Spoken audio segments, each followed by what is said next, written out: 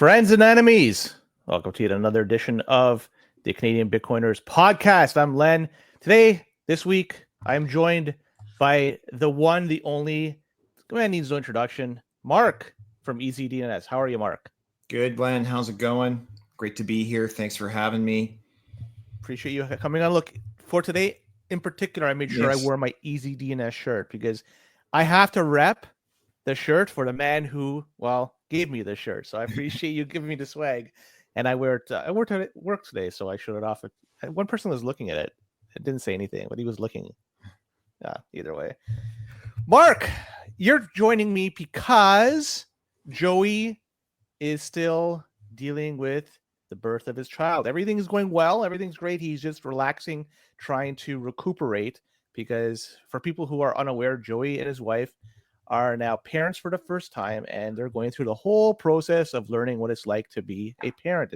It's tiring, it's exhausting, a lot of work, a lot of new chores that have to be done. Mark, you've done this before. You know what it's all about. So hey, I did my time. So yeah, my kid just shipped off to university, so I'm done. Well, you're never done, actually, but it's never a finished job. So anyways, that's why we buy Bitcoin, to help make at least the payments moving forward a little bit easier and ease that burden. And you know what, Mark, before we go any further, I think it's a good opportunity to ring in our sponsors. And we have EasyDNS as our first sponsor. And I don't think I could give it justice as to why I would use DNS. I would start up to be a customer or move my existing products over to them, or talk about the services in which EasyDNS offers. Maybe you could do it for me. So I'm going to pass over the baton to you and let you do it. I'm aging myself here if I riff on the old Victor Kayam commercial. You know, I remember that from Blonde. I like the company so much I bought it. Yeah, I like the company so much I co-founded it. And it was just because we, in the late 90s, early internet, we were running into the same problem all the time. People couldn't control their own domain names. They were held hostage by their web host or by their ISP. And we wanted to set everyone free. And the mantra of EasyDNS has always been, we kill lock-in in all its forms. So as decentralized as the domain system can possibly be, we try to maximize that.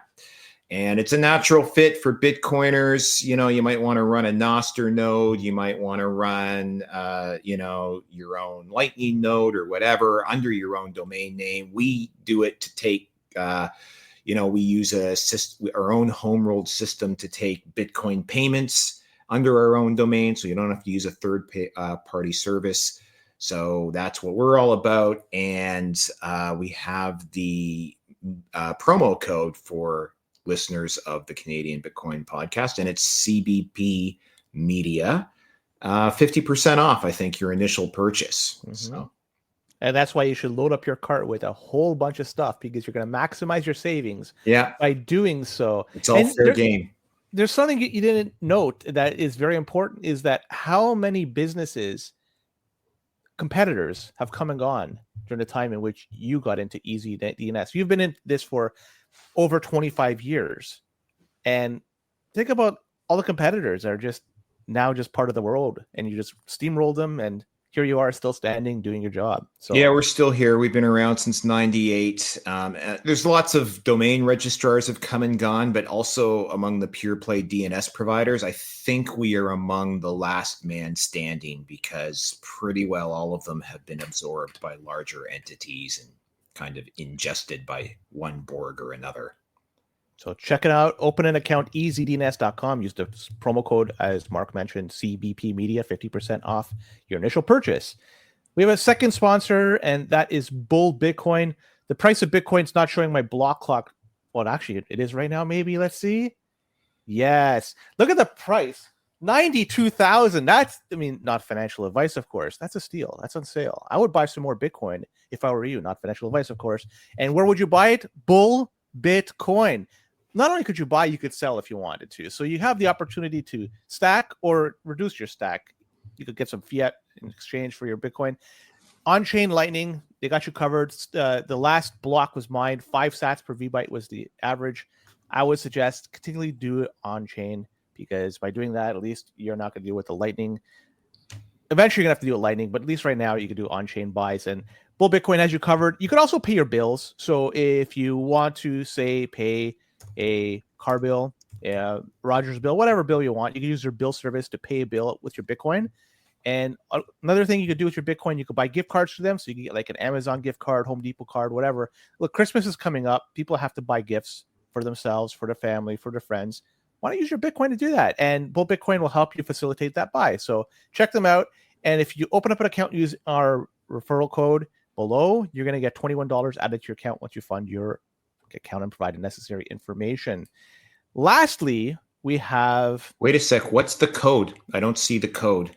The code doesn't exist. It's a link. So you have to go onto our description below. And you do have that link. What's that domain? It's I want Bitcoin.ca, I think was the... That's the one. Yeah. Okay. And yeah, fuck, I totally forgot about that.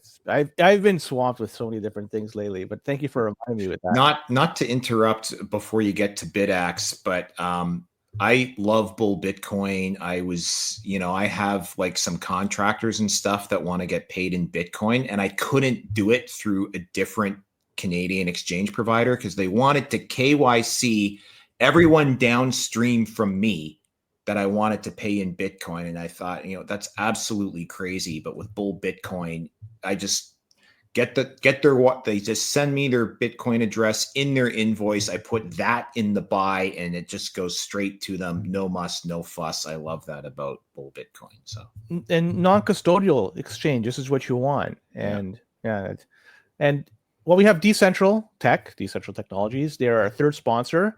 Like you mentioned, you briefly hinted at the BitAxe. Look, the BitAxe, it's a great way to start and dip your toes into the game of Bitcoin mining.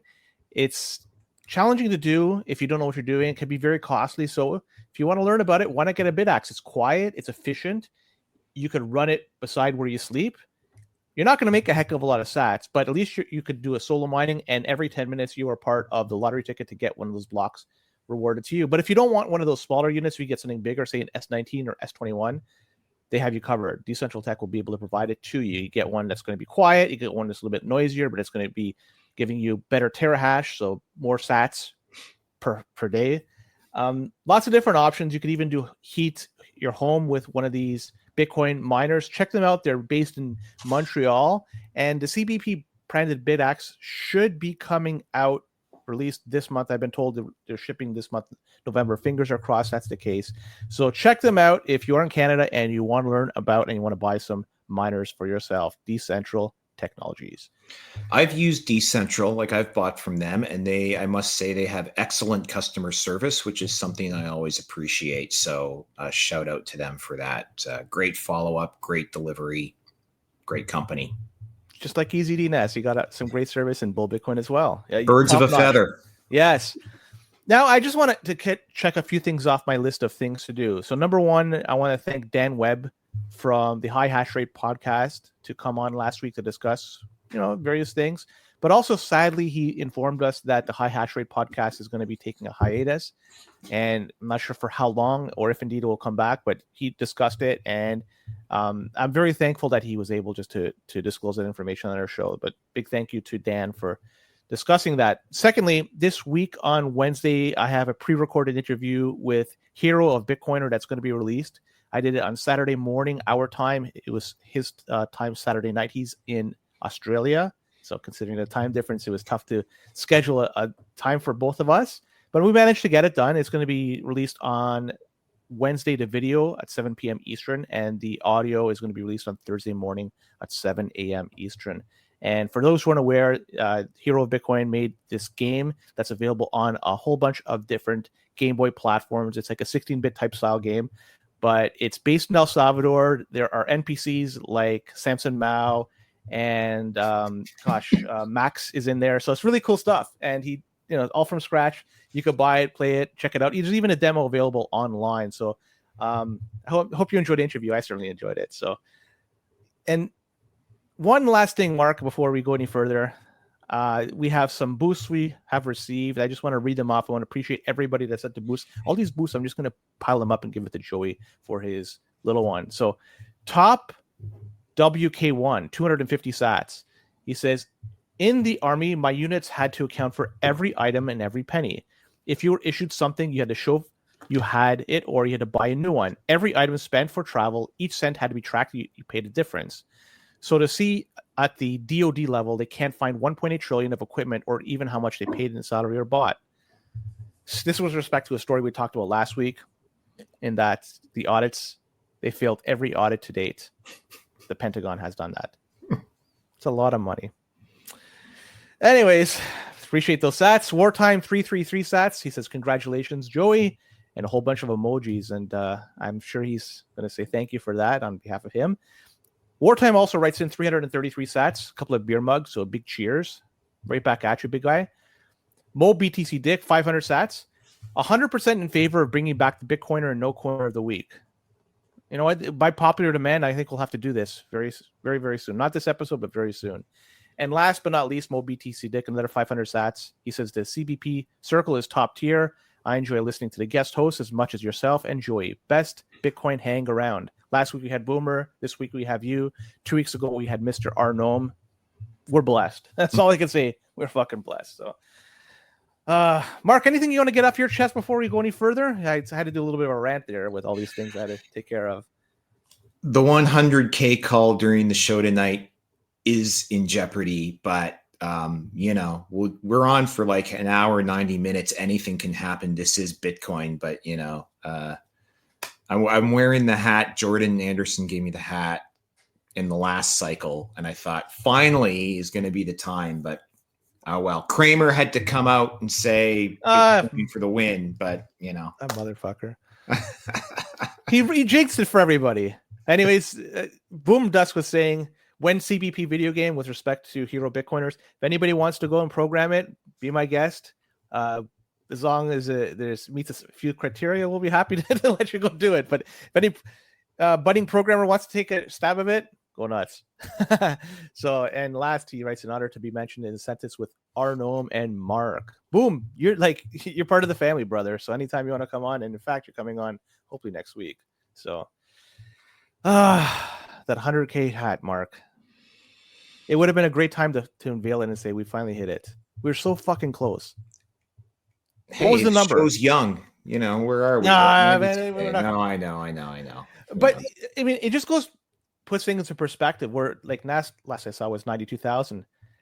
2 weeks ago, 92,000. We would be laughing at that. Like, this is great. Now it's like, nah. But you know what? It's not a bad number to be at 92K. What was it wasn't that long ago, the August 5th Black Monday crash, like remember when Japan sort of boosted their central bank rate by like 15 basis points, and it was expected to be 10, and they blew up the entire global financial system. I was having lunch with Joey, like in Dundas, and we were just sitting there watching Bitcoin plunging like in real time. It dropped like, I don't know, $10,000, like between our appetizer and our main. And that was in August. And that was, and everyone, all the cool Bitcoiners remained calm, but where were we then? I mean, that seemed like, the whole just world a few days ago. Up. It was we dropped from 65 down to like 55. Yeah. In one day. And where are we now? Like, is anyone actually fretting because we're at 91? No, 90. But even then, even 91, as Fringe Ginge BTC says, dips are for buying. And if we consider this a dip, which I do, stack away. I actually see 93.3 on CoinGecko, but my block clock is obviously, it's now several minutes old. It updates every 5 minutes. So now that it's went to something else, it was at least 5+ minutes ago since it's got something. Yeah. Boom Dust is saying we were close as 99,870 as the price. So and various exchanges have different prices, but we were so close. There was a sell wall over there that had to been overcome. There wasn't enough capital to overcome it. Yeah, it'll happen. Better for us. Yeah, it may not happen today or this week or this month, but it will happen. Fiat is slowly being devalued. And I guess that's it. We should just dive into the shows. Sure. The show notes. There's so many things we got to talk about. And number one, I want to just bring up a story there's some news that transpired this week. And even today, in fact, Rumble, we're streaming on Rumble right now, so this is something that is kind of close to our heart. And Rumble announced that they have adopted a Bitcoin treasury strategy. They have said they're going to be allocating up to $20 million. This is hot off the wire not too long ago. You mean they're doing it? They're doing it. So Michael Saylor was talking to them, and so their CEO, Chris Pavlovski, was hinting that they should adopt the Bitcoin strategy. He posted this on X. Saylor replied in a message saying that he'd be happy to discuss. I guess they must have had a powwow behind the scenes. And Rumble, just an hour ago or so, they announced that they're going to go ahead with the strategy of $20 million that they're going to be buying corn. And look, a lot of companies, they're doing this. This seems to be the thing that's in fashion these days. And even Rumble, when they first hinted at this a few days ago, their stock price, it jumped up a little bit. And investors were happy about that. And it's a darting move that a lot of Wall Street companies, they're doing, just allocate some cash, buy some Bitcoin. To me, like from this seat, it seems like a no-brainer. You could allocate even a small portion of your cash into Bitcoin and just get a little bit of exposure, learn the art of self-custody. Don't rely on Coinbase like Microsoft. And then hopefully reap the rewards of Bitcoin as the price goes up, then potentially use that as an asset to borrow in the future should you need more capital. So either way, I want to just give a shout out to Predator, because he also posted just not too long ago, he dug into Rumble's financials, and he's saying that they're unprofitable. They're losing about $50 million, Mark, every quarter. Yeah, I was going to talk about that. Then I'm going to pass it over to you. Yeah. Then I want to hear your thoughts. I don't want to at the risk of channeling my inner Peter Schiff, and I mean, I have a lot to say about Bitcoin treasuries, right? I've been calling it the Bitcoin effect in the newsletter for months now, right? And it's part of there's a larger conversation here that both companies in general and countries are now doing the game theory about adopting a Bitcoin treasury strategy, right? MicroStrategy, obviously the grand poobah of all this, even though cough, cough, Easy DNS had a Bitcoin treasury strategy in 2013, but we're not publicly traded. So anyway, at the time MicroStrategy adopted this strategy, they had $560 million in cash on the balance sheet.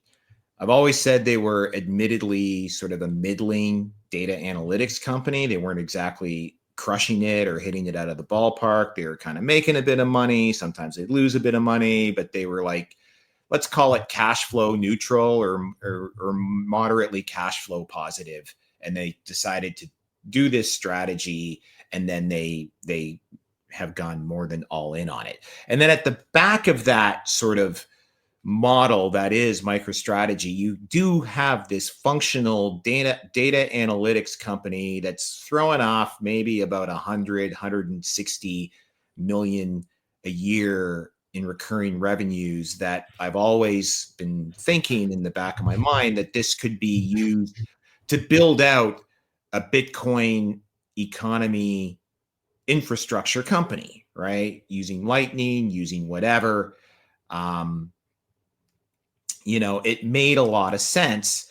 Len, you've frozen up, so I don't know if I'm still here or if I've fallen off this whole broadcast. But brings us to Rumble now, which is losing.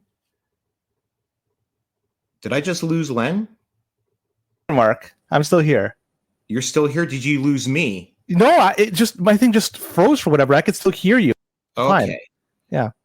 All right. So I was just talking about sort of MicroStrategy as it kind of made sense, and it still makes sense. And there's still this functioning cash flow positive company behind it that could leverage all this Bitcoin they've accumulated into whatever, like a Lightning network and financial play. Rumble is losing $30 million a quarter, right? They're burning their cash. They've got 85 trailing 12 months, 85 million in revenues, cost of revenue, $143 million. They are negative $57 million in gross revenue.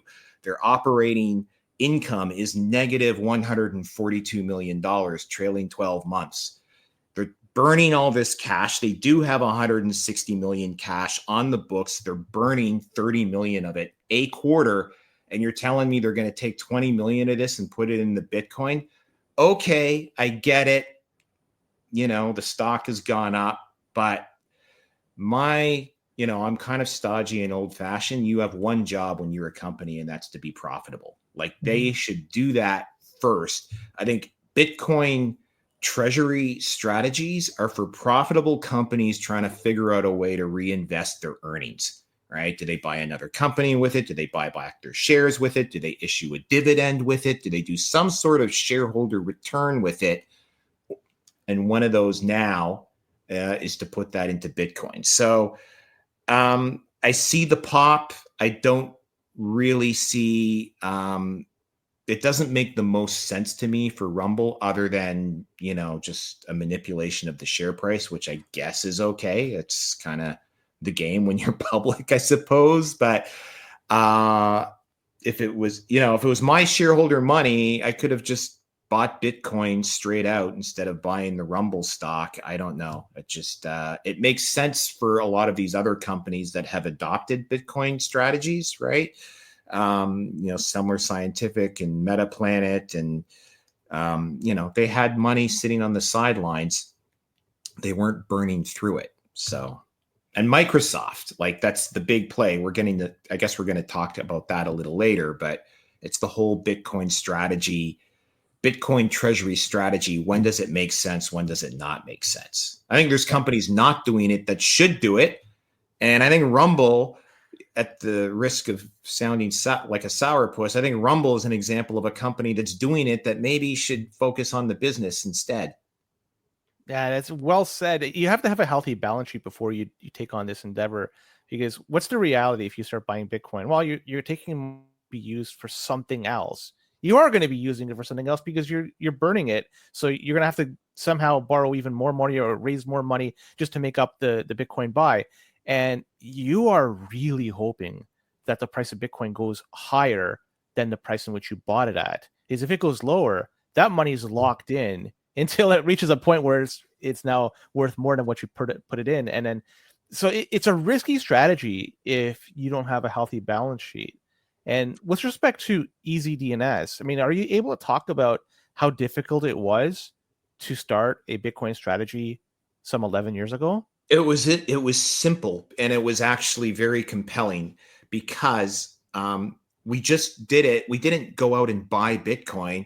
Our Bitcoin treasury strategy was always just take payments in Bitcoin and don't convert them to fiat, right? So that was it. So the transaction volume was so low that we didn't miss it. We didn't need that.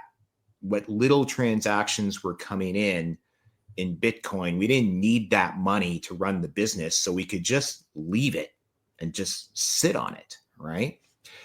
Boomer pointed out in the chat that MicroStrategy is doing a lot more than just holding the Bitcoin. Like they have these initiatives that are underway, like the MicroStrategy One and these different things that they're trying to build on top. My sort of crib notes have always been that I think MicroStrategy wants to become the Microsoft of micropayments. Like I think that's ultimately where all this goes. They kind of become this financial institution built on a hyper Bitcoinization standard. And Len, what you've said multiple times when you were talking about it, this is what I can never get across to no coiners. Bitcoin is a balance sheet play, right? And in fiat world, everything comes off the income statement, right? Yes, you have to be a profitable company. That's sort of like job number one. But your valuation and your multiples and all of that generally come off of the income statement. What are the earnings, if any? And it's a multiplier of that. And the balance sheet kind of like no one pays a lot of attention to it. With Bitcoin, the entire thing is the balance sheet. And I think that point is missed on a lot of people. It's not an income statement play. It's completely 100% a balance sheet play. And it's something you're just going to leave it there. I don't think somebody or a company is going to be using that to trade. Depending on the jurisdiction in which they reside in or they're operating in, there's capital gains taxes that are going to be applied when you buy and sell. So really it's just a buy and hold for the most part, and then for a long term, and then use it in the future. To me, it makes sense to allocate for, well, companies that have healthy balance sheets, a small amount, a really small amount. I'm not telling companies out there or advising them, not that I have any sway, to ape in. It doesn't make sense. Especially, look, just today it went from like 96,000, 97,000 to 92. If you can't stomach that type of drop in just a few short hours, you have no business being in Bitcoin. But a small amount may give you the opportunity just to learn about it and to understand the nature of it, the price swings and everything that goes along with it. Let's be honest, it's now like a $1.9 trillion asset. It only took 16, not even 16 years to get here. It's incredible. It's been a wild ride for people who have been in it for a long period of time or even a short period of time. And for every company that buys in and starts learning about it, they're hopping on for a really crazy fun ride. But they got to just put things in perspective. It's not going to make their company wealthy in a very short period of time, but it's not going to make them poor as well. Just put a little bit into it, stack away, learn how to hold your own keys. That's one thing. I mean, that for me, and I don't want to go on a tangent, but I'm going to have to. MicroStrategy, well, why don't they hold their own keys? It's not a regulatory thing. Tesla doesn't use somebody else. They hold their own keys. So it's a choice that they've made to have somebody else hold it. They use Coinbase to custody your Bitcoin. Could you imagine going out there, raising all this capital, tens of billions of dollars, and purchasing? They have something like 300,000 Bitcoin in their balance sheet. I could be wrong. And they have 380,000 Bitcoin in their balance sheet. And they're having somebody else control the keys to that. That's asinine to me. Well, I'll be devil's advocate on that conversation, right? I mean, we're all Canadians here. Well, I mean, I'm sure there's some that aren't, but we all know who Gerald Cotton is, right? And so, I mean, there was a guy with a Bitcoin balance sheet treasury strategy who held his own keys, and look where that got them. So, I mean, it's not an apples to apples comparison, but when you have that much Bitcoin on the balance sheet, I could understand the business case logic. I mean, it might not even have ever been up to Saylor. I could see the board saying, all right, you really want us to do this? Then we are going to have professional institutional grade custody, or, this isn't going to happen. It may not have even have been his decision.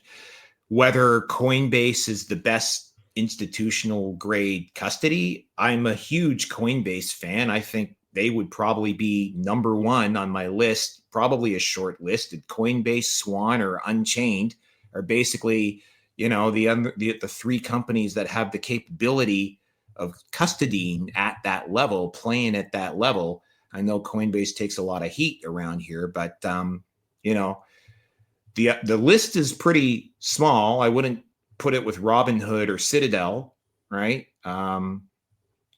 Wouldn't put it with the Fed. They got hacked, right? So, I get the business case logic to say, look, if we're going to go all in and bet the entire farm on this, then, we're not going to let Michael Saylor walk around with a ledger in his pocket that has all this. It doesn't have to be a single individual that has all the keys. It could be a multi-sig situation. It could be time locked. You could do a bunch of strategies to ensure that it's not stolen. And that same type of risk of it getting stolen is now being handed off to a third party. So rather than just having them control it and trusting themselves, they're trusting a third party. Mark, I love you. I wouldn't give you even 0.1 Bitcoin to hold on for me. And just imagine that. And to me, like 0.1 is a decent amount. It's not my whole stack, but I wouldn't even give you that to hold on for me for the future. Like I wouldn't trust that. For 100%, I control my own destiny. And MicroStrategy could do the same thing. So, if you look at how they could get their Bitcoin back, they now hold it with Coinbase. I don't know what the mechanism is to get the Bitcoin back. They must send an email, send some specific codes, comes from a whole bunch of different people. Well, that same type of thing could be a multi-sig done yourself. And you're eliminating a third party from holding on to it. So I'm just looking at this. When you're talking about an asset, if they're talking this thing is going to be $1 trillion assets, $1 trillion on their balance sheet, what it's going to be worth in the future, and you're having somebody else hang on to it. Imagine like buying up gold and just putting in a vault in London and saying, "Don't worry, I trust you guys." Ask Russia that. Well, everybody who holds gold at scale has to do that. That's the beautiful thing of Bitcoin. You don't have Yeah, to. I know. That is Bitcoin, but like everyone, I mean, gold has always had a custodial issue, right? And a transportation issue, moving it from, it solves the problem of space, right? That's a time and space. That's fiat and gold. So anyways, MicroStrategy, we could talk about them. Today, they made some more waves because it's been announced that they bought more Bitcoin, what the heck is it, 55,000 Bitcoin. Incredible. They just keep going in. And this is part and parcel of their recent initiative, right? They're going to be raising $42 billion. And they now hold 386,000 Bitcoin. And, well, Coinbase holds it for them, so they have claim to it. It's a lot of Bitcoin that, that's associated with them. And they're borrowing this money at like a very reasonable rates. Did you see that they got 0% convertible senior notes that are going to be due in 2029? $3 billion of that. Like, if somebody's going to be offering a CBP that type of offering, I could guarantee you wouldn't buy corn. So if anybody's out there listening and wants to give us some really favorable rates like that, no brainer, we'll take it. And then, we'll see you in 5 years when it's time it's due. So not sure if you want to add anything to that. Yeah, just I meant to look it up before the show. Like it blows me away that MicroStrategy can borrow billions of dollars at lower rates than the U.S. government. Thank you, Broomer. 4.3% on the U.S. 10-year. Now I know this is a convertible, and like U.S. Treasury paper isn't backed by anything, and everybody knows it. But it even almost tells you there that MicroStrategy shares are a more tangible backing for debt paper than U.S. T-bills. And so it's the other interesting thing is that it's they mature in 2029, so that's outside that 4-year cycle, right? Like Sailor knows, and that comes up again later and in one of the other stories we're talking about, that there's this almost institutional knowledge or belief, whatever, that anyone who holds Bitcoin for 4 years has never been underwater. I mean, I think there was a couple of days during the nadir of the crypto winter last cycle, 2022, when there were some people who would have been underwater after 4 years, but that kind of went away within 30 days of that. So the bonds mature in 2029. They are redeemable and callable back after December 4th, 2026. So if Bitcoin keeps going up, he's never going to let those convert. Probably he's probably just going to redeem them back and like buy back his debt and reissue debt again and just keep kicking that can down the road. It's brilliant. It's absolutely brilliant. There's a Richard Byworth podcast. I can put it in the show notes, where he sort of explains all of the mechanisms of the of how these convertibles work, and just the sheer like snowball flywheel effect that he's making with this. And we all kind of know it, but he puts a really good fine point on it. And the convert, it's 4 years out at $672 a share. So it's almost like, I was trying to wrap my head around this, because now it's at like 400, I think it closed at this morning.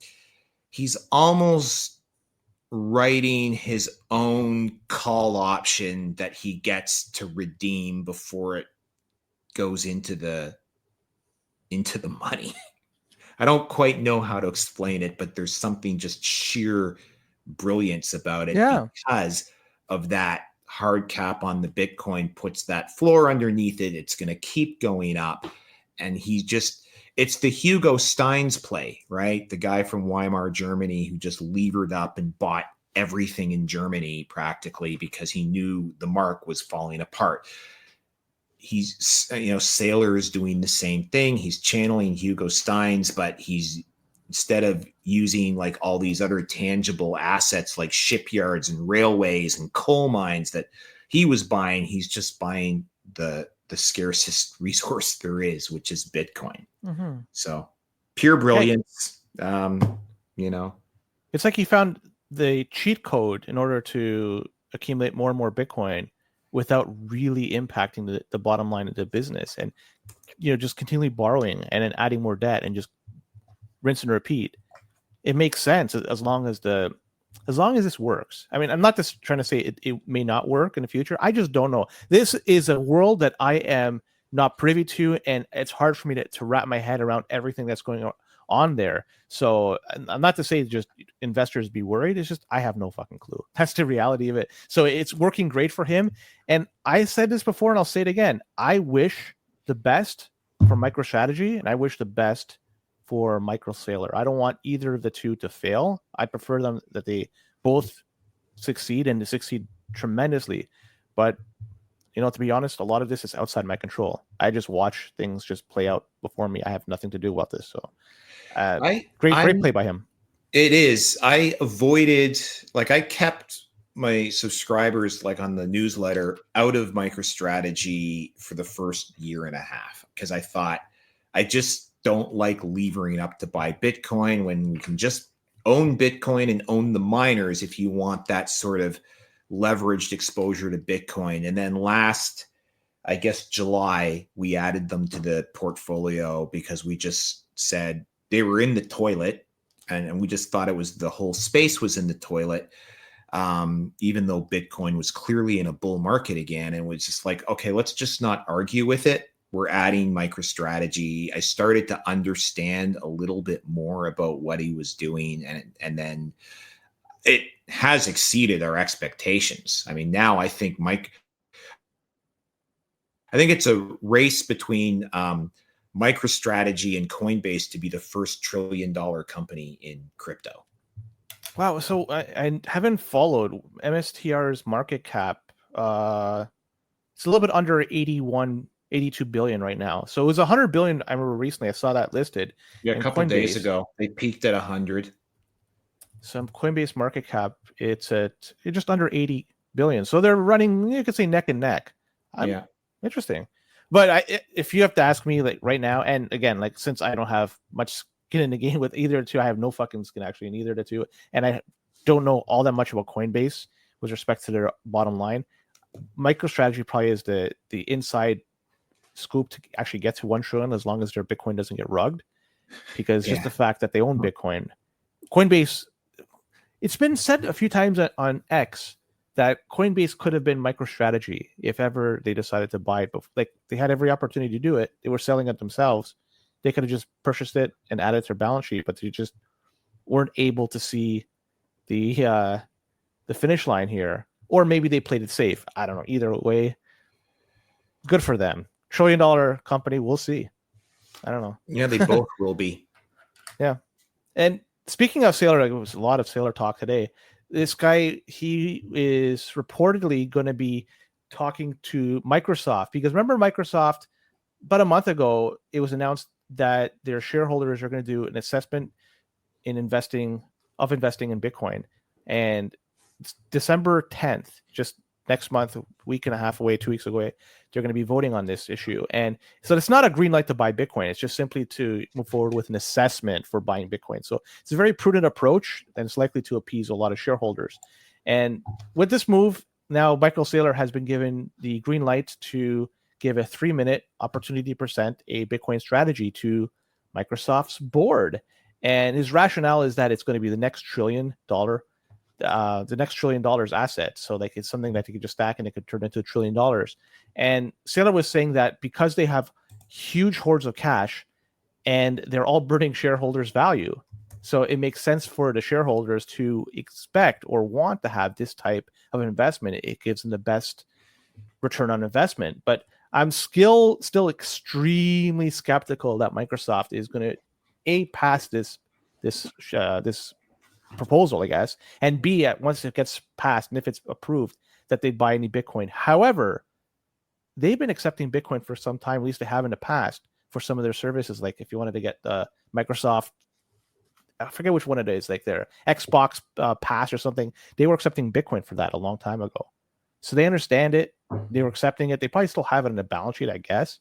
But anyways, they have $78 billion in cash just sitting Microsoft. So I'm not sure if you want to add anything else. Well, the fascinating thing about that story was that entire episode was kicked off, I think, the first time it came on my radar anyway, was a group called the National Center for Public Policy Research, the NCPPR, wrote a letter to the board saying, if you don't put some of this cash into Bitcoin, you are opening yourselves up to shareholder lawsuits. So that's what kind of forced this whole issue. And that's why Saylor is coming to town to talk to them about this. And that's what's forcing this December board meeting about it. And what blew up in my mind the moment I read this story is we are going to see the very first Bitcoin corporate raid where, shareholder activists are going to identify companies that could be making better use of their excess cash, like we were talking about a little earlier on. They're going to go in Carl Icahn style. They're going to buy up a percentage of the company so that they have ability to force a special shareholder meeting or call a proxy vote. And they're going to tell the company to start stacking sats with their excess cash. That's going to happen because, I'm not going to lie. I actually have a deck that I'm preparing. I'm going to fucking make it happen. If I don't get there first, somebody else is going to get there too, because it's just sitting right there. And I already know a couple of companies that should be doing this that aren't doing this. So, that the same way Donald Trump saying the United States should adopt a strategic Bitcoin reserve has changed the game theory for geopolitics and nation states. As soon as the first Bitcoin raid happens on a company and they have to adopt a Bitcoin strategy or they don't and suffer the consequences, that's going to change the game theory for every corporation in the world, every publicly traded corporation who's going to then say, well, now we have to have a Bitcoin strategy lest some corporate raider come along and force us to do it. You touched on something, and I don't want to let this opportunity go. And feel free to say can't delve any further. But you mentioned that deck that you're preparing. Yeah. Didn't I send it to you already? Yes, but the word in there mentioned, that I can't. You can't say the name. I'm. That's why I'm saying very little. I want you to say whatever you want to say. Yeah, we're not there yet. So hit me up on Twitter if it's the kind of thing. It's accredited investors only would be able to do this sort of thing. But I am making inquiries and talking with securities lawyers about what exactly the boundary lines are of all this and how we would play this kind of a playbook out. So for people out there that have a business or has a friend or family member that has a business and might even have an idea about doing this, they should reach out to you, and potentially you guys could figure something out. You could discuss with them, show them what's the best path forward. So this is... Yeah, I'm happy to talk to companies about how they can adopt a Bitcoin treasury strategy. I'm talking to a couple companies about that now, but this is something a little different. This is about kind of like an activist shareholder play where you kind of grab a company, a publicly traded company by the collar, and you kind of make them adopt a Bitcoin treasury strategy. Right. Do you think that it's going to be something that's going to, in the next year or so, it's going to happen? Over time, for sure. But do you think that we're ready for Wall Street and the average shareholder? Do you think this is something they want to see in the next, say, 12 months? It doesn't really matter what anybody wants. What really matters is what the incentive structure is putting on the table in front of us, and an idea that, won't go away. Even if I let it go, somebody else is going to see the same picture and say, this is this is going to work. So it's a hard sell when you see the price of Bitcoin ramp up very quickly to like 99,000, and then just today's show go back to like 92 and change. It makes the whole pitch very difficult to accept. And I'm talking about this from a Bitcoiner's point of view. Yeah, I think actually, I actually think the opposite. I think by careful selection of the right targets and persuasion methods, I mean, you don't have to be Carl Icahn, which is like barbarian hordes kicking in the front desk. You can be more friendly about it. And hey, you know, we're just a significant shareholder and we have this idea and we can show you all these precedents of companies that have benefited from doing this strategy. And it might not take too much nudging, really, to get these companies to go, oh, yeah, okay.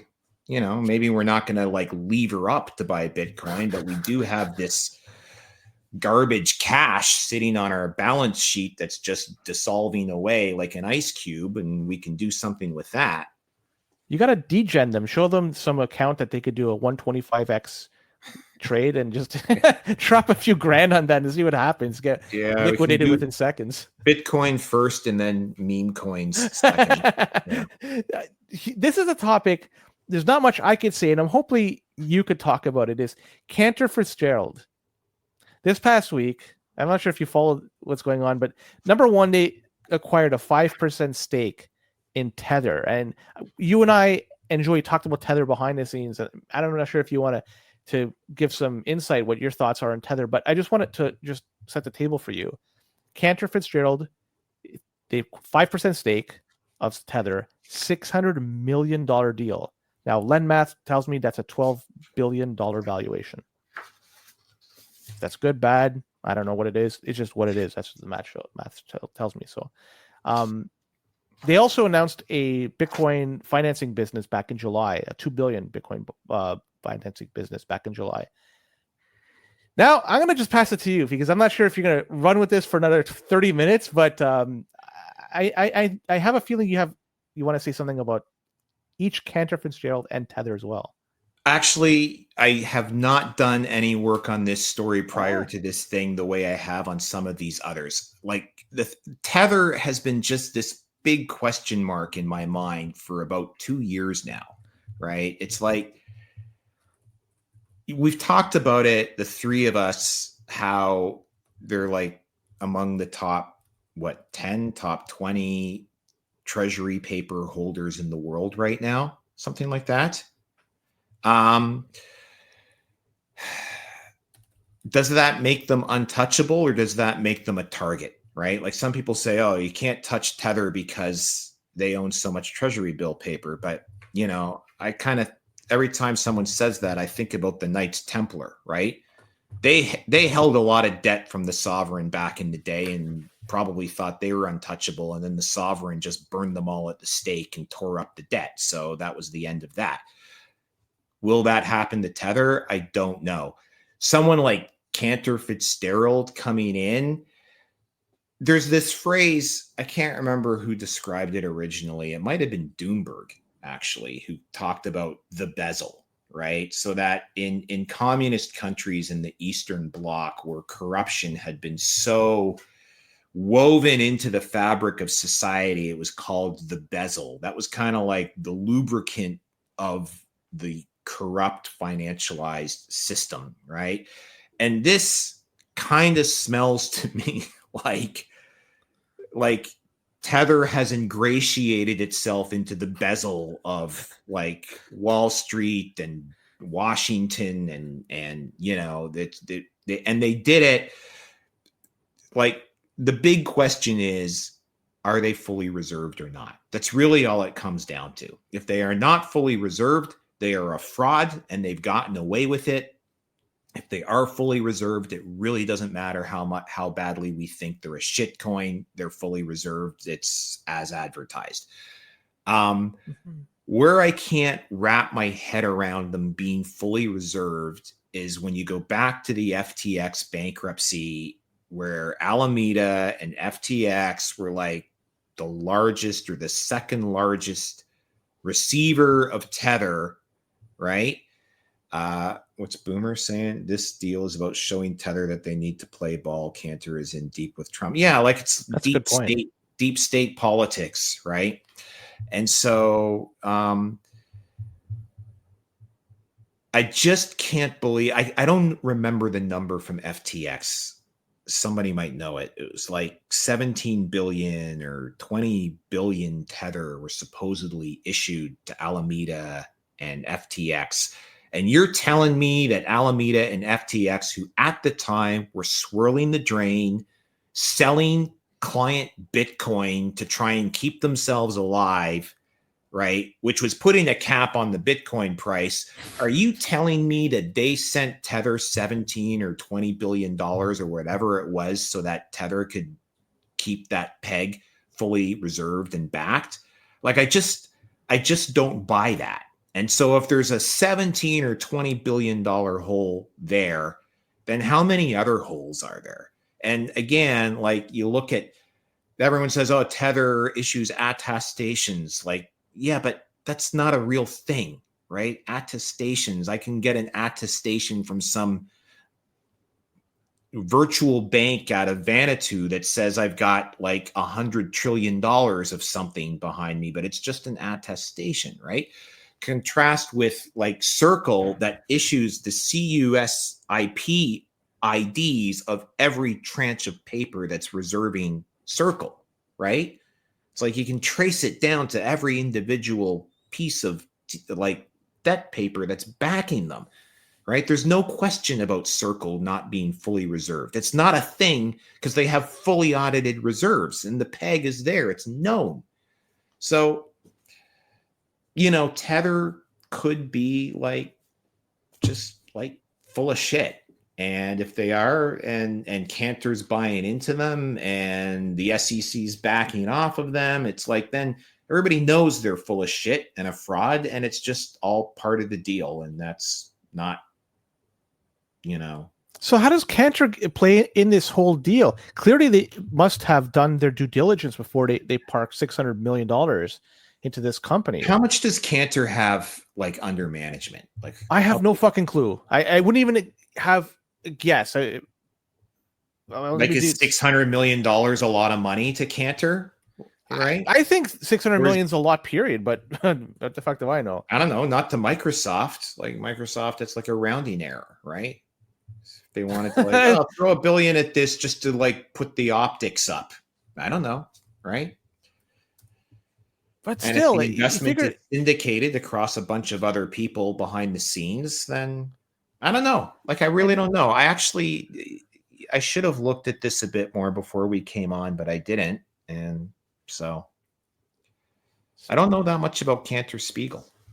So assets under management, they're saying $13.2 billion.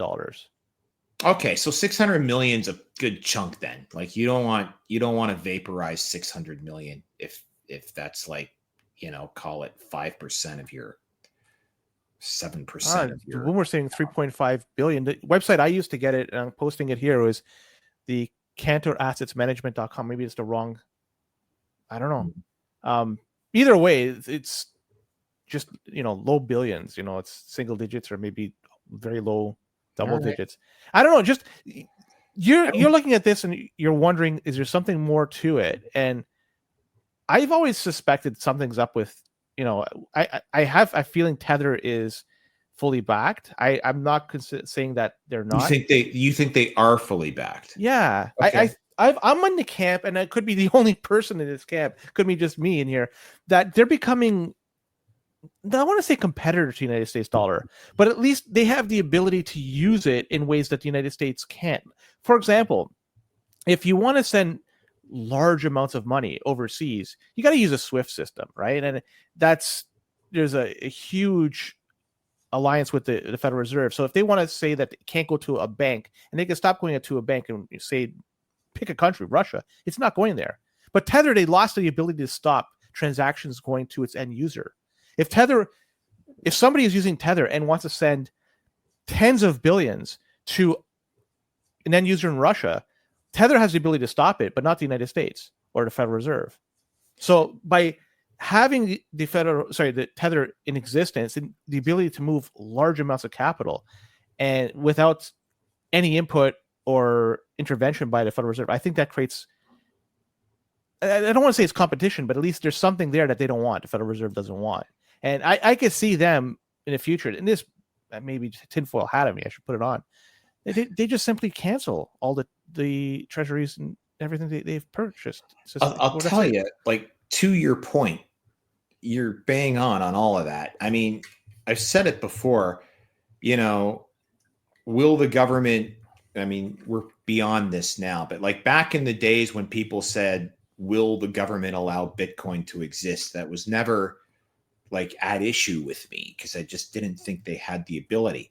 But or even like the motivation, I guess, I suppose they would. But what really blows my mind is that there was that stable coins were allowed to live, right? I can kind of get that, like, they didn't think Bitcoin was a threat. And by the time they realized it might be, it was just too late. Like, it was just the genie was out of the bottle. But stable coins, from the word go, I can't understand how they actually like got off the ground. Like, how did that possibly happen? It's like they're doing the exact same thing that like the Liberty, who was the Liberty silver dollar guys from back in the Eagle days, who are probably still in prison, right? And they did the same exact thing. They created a stable coin out of silver, right? We're going to issue these silver dollars back, right? And they went to jail, straight to jail. And the Eagle guys went to jail. And like everyone involved in that went to jail because it was like, you can't issue fucking dollars, right? Only we can do that. And then along comes these stable coin companies like Bitcoin. At least it's like, this isn't a dollar, it's a Bitcoin. And right now it's worth like less than a penny. Like, who cares? All right, whatever. Crazy internet money. It's not really a big deal. But these other guys come along and they say, we are creating literal dollars backed by dollars. It's like, I just can't wrap my head around how that happened. So Ian was saying that they could sell the treasury bills to the black market and gray international market. This is a topic I have no idea about. It's very fiat, and I just don't know. So is there a market for that? Do you sell it at a discounted rate? Does the Federal Reserve still honor the, you know what I mean? I don't know. There's a lot of questions. I just don't know. But there's something about Tether that just, it seems like it's operating fine. Sorry? There's something about Tether that does not compute. Yeah. And I believe that they do have it fully backed. I don't know why I'm on that side of the fence. Well, maybe I want it to be fully backed, by the way, because if it's not, when it finally comes to light, like, yes, Bitcoin will survive, but it will be a major like pointer candle for everything. Right. 100%. It's going to impact the price tremendously. Boomer, again in the chat, these stablecoin companies popped up as the Chinese stopped buying treasuries. US needed a buyer for its debt. I once wrote an article on Bomb Thrower on like why the next Fed-induced bubble could be in Bitcoin. Yes, really, right? And it was kind of that same argument that Boomer is making there. And this would almost like, if they would know that, like, okay, we need a buyer of last resort or first resort. We need a buyer of first resort for our paper.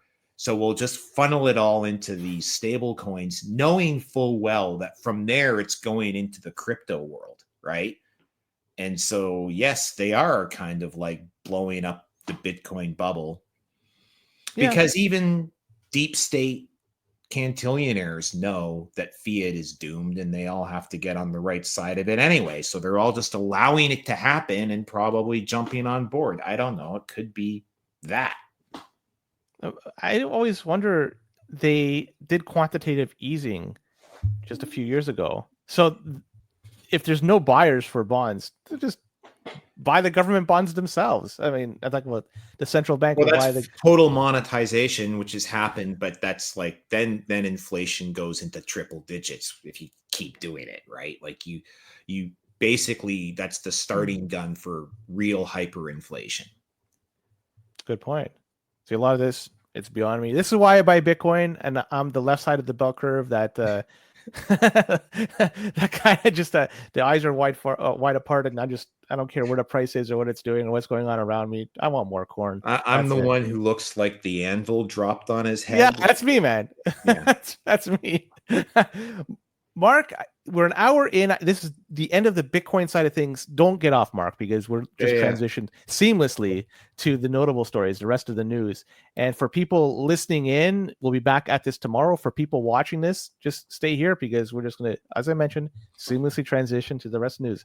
So with that, take care. And not sure if you have any parting words, Mark, for the Bitcoiners out there. No, I mean, keep on stacking. And don't be a cuck.